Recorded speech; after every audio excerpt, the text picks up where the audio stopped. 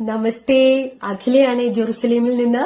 നാട്ടിലെ ഇലക്ഷന്റെ ചൂടിങ്ങനെ കൊടുമ്പിരി കൊണ്ട് കയറുന്നുണ്ടല്ലേ.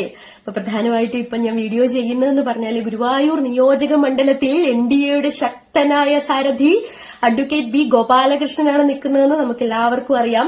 ഗുരുവായൂർ നിയോജക മണ്ഡലത്തിലെ ഓരോ സമ്മതിദായകരും നിങ്ങളുടെ വിലപ്പെട്ട വോട്ടുകൾ അദ്ദേഹത്തിന് നൽകി വിജയിപ്പിക്കേണ്ടതുണ്ട്. അത് നിങ്ങളുടെ ആവശ്യമാണ്. കാരണം എന്ന് പറഞ്ഞാല് വ്യക്തമായ ഫാക്ട് ഉൾപ്പെടെ ഞാൻ പറഞ്ഞു തരാം. ഗുരുവായൂർ നിയോജക മണ്ഡലത്തിലെ പുന്നൂർ എന്ന് പറയുന്ന ഒരു സ്ഥലം ഉണ്ടല്ലേ, അവിടെ 1,40,00,000 രൂപ മുടക്കിയിട്ട് മുൻ MLA ഒരു ക്രിമിറ്റോറിയം പണിയുണ്ടായി, ശ്മശാനം.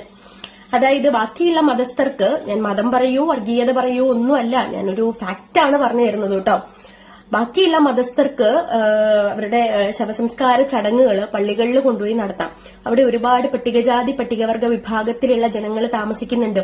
1 സെന്റിലും 2 സെന്റിലും കുടില് കെട്ടി അല്ലെങ്കിൽ ഒരു ചെറിയ വീടുണ്ടാക്കി താമസിക്കുന്ന അവർക്ക് വീട്ടിന്റെ ഉള്ളിൽ കൊണ്ടുപോയിട്ടോ വീടിന് പുറത്തോ ഒന്നും ഈ ശവസംസ്കാര ചടങ്ങുകൾ നടത്താൻ പറ്റില്ല എന്ന് നമുക്കറിയാലോ. അപ്പം BJP പ്രവർത്തകരുടെ ശക്തമായ ഇടപെടലിന്റെ ഭാഗമായിട്ട് അവിടെ ഒരു ക്രിമിറ്റോറിയം പണിഞ്ഞു. 1,40,00,000 രൂപ മുടക്കിയിട്ടാണ് അത് പണിഞ്ഞത്.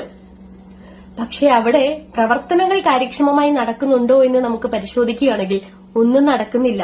ആ 1,40,00,000 രൂപയിൽ നിന്നും 3/4 ഭാഗവും അടിച്ചു മാറ്റി കുടുംബം നന്നാക്കിയ മുൻ MLAയുടെ അനാസ്ഥ കാരണം അവിടുത്തെ ആ കെട്ടിടത്തിന്റെ പകുതിയിൽ 3/4 ഭാഗവും ഇടിഞ്ഞു പൊളിഞ്ഞ് താഴിട്ട് പൂട്ടി അവിടെ കിടപ്പുണ്ട്.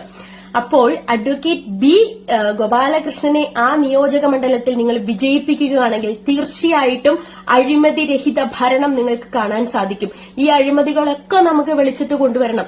അദ്ദേഹത്തിന്റെ വിജയം നിങ്ങളുടെ ഓരോരുത്തരുടെയും ആവശ്യമാണെന്ന് ഞാൻ ശക്തമായി പറയുകയാണ്.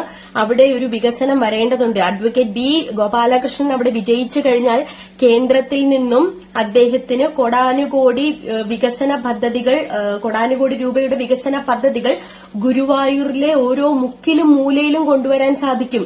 ആ ഒരു വികസനം ഗുരുവായൂർ വന്നു കഴിഞ്ഞാൽ അവിടെയുള്ള സാധാരണ ആൾക്കാർക്ക് ഒരു വികസനം വന്നു കഴിഞ്ഞാൽ കച്ചവടപരമായിട്ടും സാംസ്കാരികപരമായിട്ടും സാമ്പത്തികപരമായിട്ടും ആ നിയോജക മണ്ഡലം വളരെ ഉയർന്ന ഗതിയിലേക്ക് വരും. ചെറുപ്പക്കാർക്ക് ഒരുപാട് തൊഴിൽ അവസരങ്ങൾ കിട്ടും.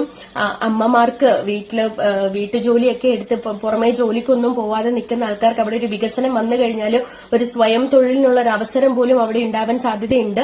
അപ്പോൾ ഇതെല്ലാം മുൻനിർത്തിക്കൊണ്ട് അദ്ദേഹത്തെ തീർച്ചയായിട്ടും വിജയിപ്പിച്ചേ മതിയാകൂ.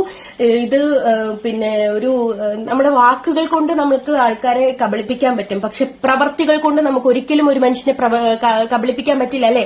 വാക്കുകൾ കൊണ്ട് പല സ്ഥാനാർത്ഥികളും മുന്നേ ഇരുന്ന പല ആൾക്കാരും വന്നിട്ട് കപട നാടകങ്ങളും വാക്കുകളും ഒക്കെ നടത്തിയിട്ട് പോയി. പക്ഷെ അഡ്വക്കേറ്റ് ബി ഗോപാലകൃഷ്ണന്റെ ഓരോ വാക്കുകളും നിങ്ങൾ സൂക്ഷിച്ച് ചെവിയോർത്തിരിക്കുക.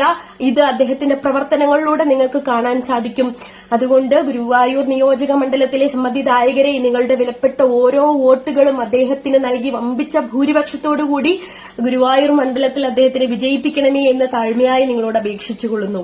വന്ദേ മാതരം, ഭാരത് മാതാ കി ജയ്.